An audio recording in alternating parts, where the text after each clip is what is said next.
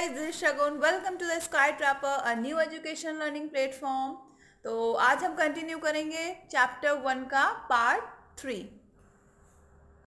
तो इस पार्ट में हम देखेंगे कि how France अबॉलिशेस monarchy and becomes a republic. Republic का मतलब जहाँ पे गवर्नमेंट और गवर्नमेंट का हेड दोनों ही फ्रांस की जनता अब सेलेक्ट करेगी, यानी कि वोट करके सेलेक्ट करेगी। ठीक है, मतलब जो किंग का पार थी कि अगर लुइस 16 अभी किंग है, देन उसके बाद जो भी किंग होगा वो लुइस 16 का बेटा होगा, देन उसके बाद जो किंग होगा वो उसका बेटा होगा। तो जो ये सिस्टम था वो अब पूरी तरह से खत्म होने वाला था। ठीक है, तो क्या है ना, जब भी कोई नया सिस्टम इंट्रोड्यूस होता है और पुराना सिस्टम खत्म होता है तो उन दोनों के बीच में जो चीज़ें होती हैं, लाइक प्रोटेस्ट, दाम बढ़ना, टैक्सेस बढ़ना या फिर लड़ाइयाँ होना, बहुत सारी चीज़ें चेंजेस आते हैं, कई नए लीडर्स आते हैं। ठीक है, नए लोगों की एंट्री होती है। तो ये सारी चीज़ें हम इस चैप्टर के थर्ड पार्ट में कवर करने वाले हैं और बहुत ही इंटरेस्टिंग है क्योंकि अब जो लोग आने वाले हैं वो बहुत ही ज़्यादा क्रूअल टाइप के हैं इस पार्ट में। ठीक है, तो बहुत ध्यान से सुनना। तो क्या हुआ था कि फ्रांस की सिचुएशन बिल्कुल अभी सुधरी नहीं थी, थोड़ी सी चीज़ें नॉर्मल हुई थी बस। फ्रांस में टेंशन और ज़्यादा बढ़ती जा रही थी।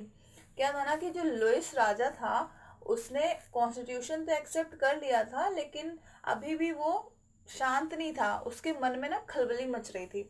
उसने क्या किया, जो प्रूशिया के किंग थे उनके साथ मिलके ना वो षड्यंत्र करने लगा। कैसा षड्यंत्र कि कैसे उसकी जो पार है वो वापस ली जाए, है ना। और जो आसपास के नेबरिंग कंट्रीज थे वो भी डर के मारे, उनको लगा कि भाई फ्रांस में जैसा हुआ वहाँ की जनता जैसे भड़क गई और राजा के पार को कम कर दिया, कहीं ऐसा ना हो कि हमारी जनता भी उनसे मोटिवेट होके हमारी पार को कम करवा दे, है ना। तो वो सारे देश जो भी आसपास के थे वो सब मिलके एक वॉर डिक्लेयर करने वाले थे।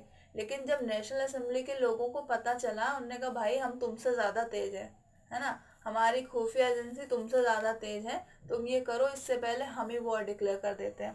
तो नेशनल असेंबली के लोगों ने अप्रैल 1792 को वॉर डिक्लेयर कर दी।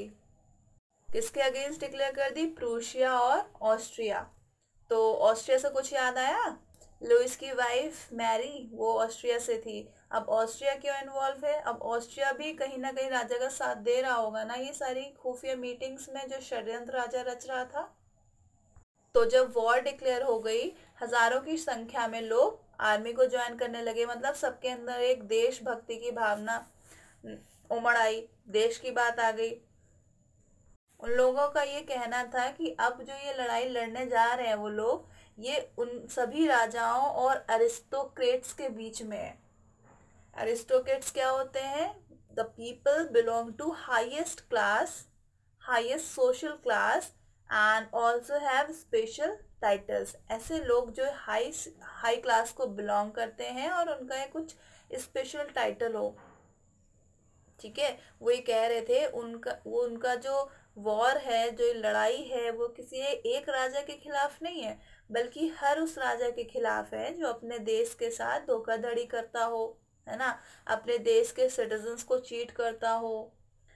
तो लोगों के अंदर बहुत ही ज़्यादा देशभक्ति की भावना थी, जिसके वजह से देशभक्ति के गाने भी गाए जा रहे थे, जिसमें से एक था मर्सिलीज, जिसको कंपोज किया था पोएट रॉजर डी आइसल ने। ये गाना पहली बार उन लोगों ने गाया था जो मर्सिलीज से पेरिस आर्मी ज्वाइन करने जा रहे थे, तब ये उन्होंने सॉन्ग गाया था। और अब मर्सिलीज नेशनल एंथम है फ्रांस का। ठीक है, और ये तुम्हारी एक जनरल अवेयरनेस है, Marseillaise now becomes a national anthem of France.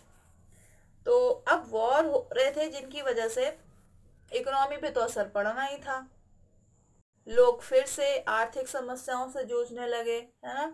जहाँ एक तरफ सारे मेंस फाइट में बिजी थे, वहीं दूसरी तरफ हमारी विमेन घर संभाल रही थी और अपनी फैमिली की टेक केयर कर रही थी। इनका भी बहुत बड़ा योगदान था इन सारी चीज़ों में।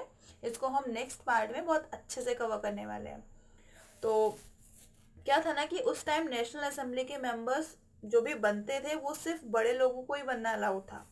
हर कोई उसका मेंबर नहीं बनता था।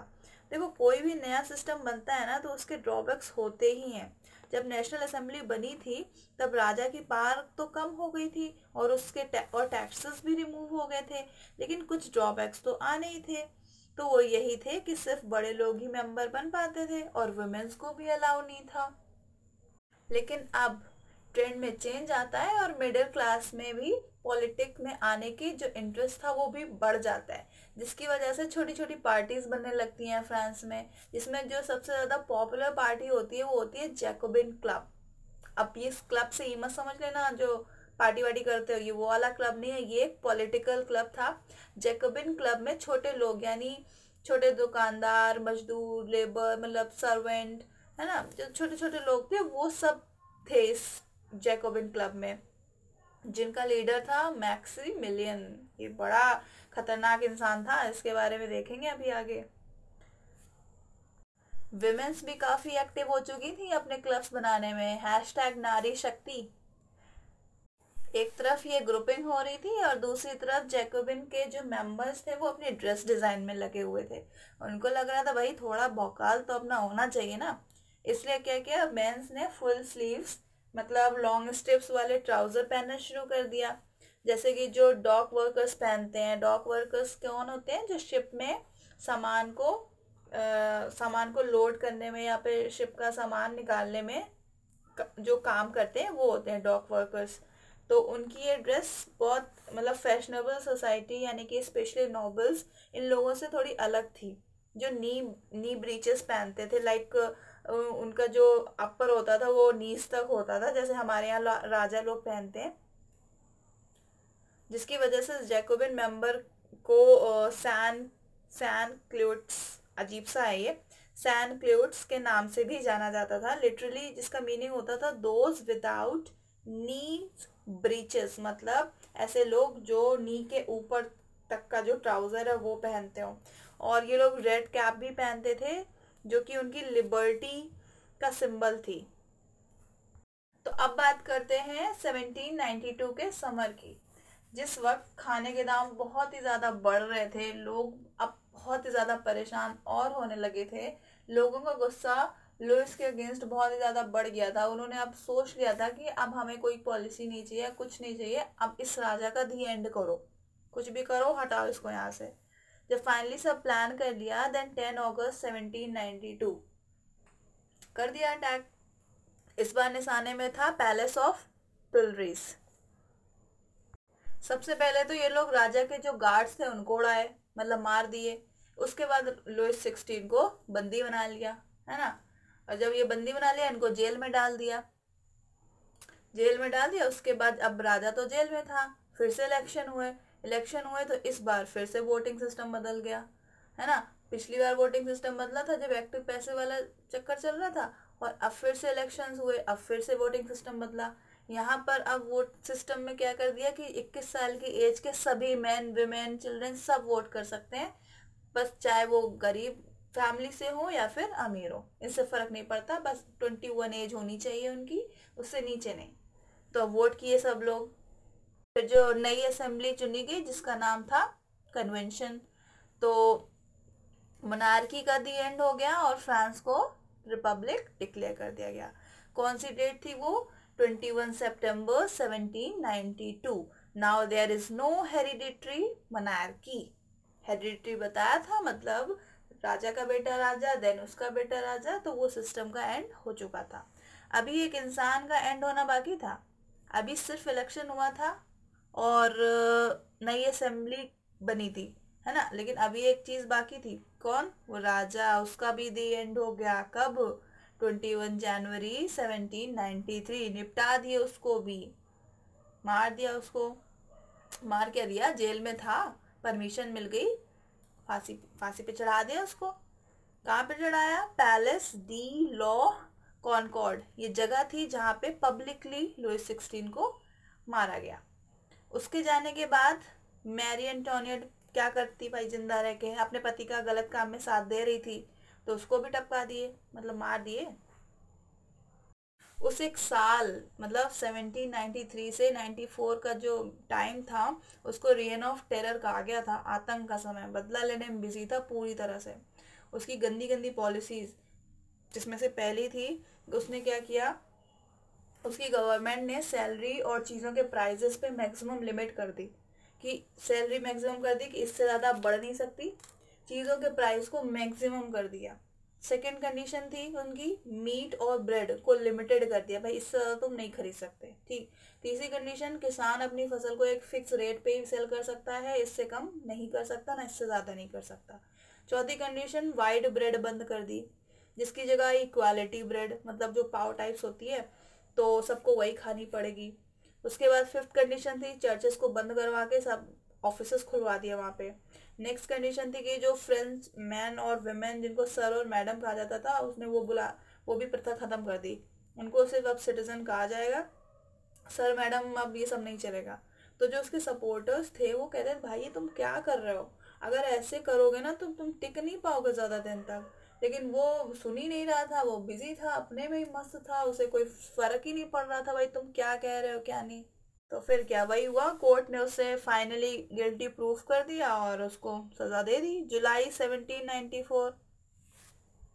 जैसे उसने बाकी लोगों के सर कटवाए थे ना, कच कच कच कच, वैसे इस बार अब उसका भी उसी गिलेटिन नामक यंत्र में हुआ। गिलेटिन नामक जो यंत्र था उसमें उसका भी सर धाड़ से अलग कर दिया गया। खत्म, मैक्सिमिलियन फिनिश। जब मैक्सिमिलियन का दी एंड हो गया, इसके बाद अपर क्लास के लोगों के पास पार आ गई, फिर से नया कॉन्स्टिट्यूशन बना। भाई कॉन्स्टिट्यूशन है कि सोशल मीडिया का अकाउंट, बार बार बने ही जा रहा है, बने ही जा रहा है ना, इसका फाइनलाइजेशन हो ही नहीं रहा है। तो क्या हुआ, फिर से नया वोटिंग सिस्टम आ गया। भाई कितने वोटिंग सिस्टम आएंगे, दो तो आ ही चुके हैं, अब नया वोटिंग सिस्टम आया। तो इसमें क्या था कि जिसके पास घर हो, जमीन हो, पैसा हो, बस वही लोग वोट कर सकते हैं, और कोई वोट नहीं कर सकता। मतलब अब बच्चे बच्चे को तो फिर खत्म ही काम, है ना।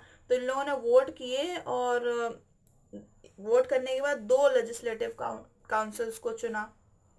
अभी तक क्या था, सिर्फ एक लेजिस्लेटिव काउंसिल थी, एक ही लेजिस्लेटिव असेंबली थी, लेकिन अब दो लेजिस्लेटिव काउंसिल कर दी गई। अब ये दो काउंसिल जो थी वो डायरेक्टरी बनाई इन्होंने। डायरेक्टरी में मतलब जिसमें 5 डायरेक्टर्स चुने, ताकि इसलिए 5 डायरेक्टर्स चुने ताकि पास अब किसी एक पे पास ना हो, वो डिवाइड हो जाए। फिर जब डायरेक्टर्स उन्होंने सेलेक्ट किए तो डायरेक्टर्स की लड़ाई होने लगी काउंसिल के लोगों के साथ। मतलब अभी भी जो इनका पॉलिटिकल स्ट्रक्चर था वो स्ट्रांग नहीं हो पा रहा था, पता नहीं क्या कर रहे थे, आपस में ही लड़े भिड़े जा रहे थे, है ना। ये सब करते करते एक मिलिट्री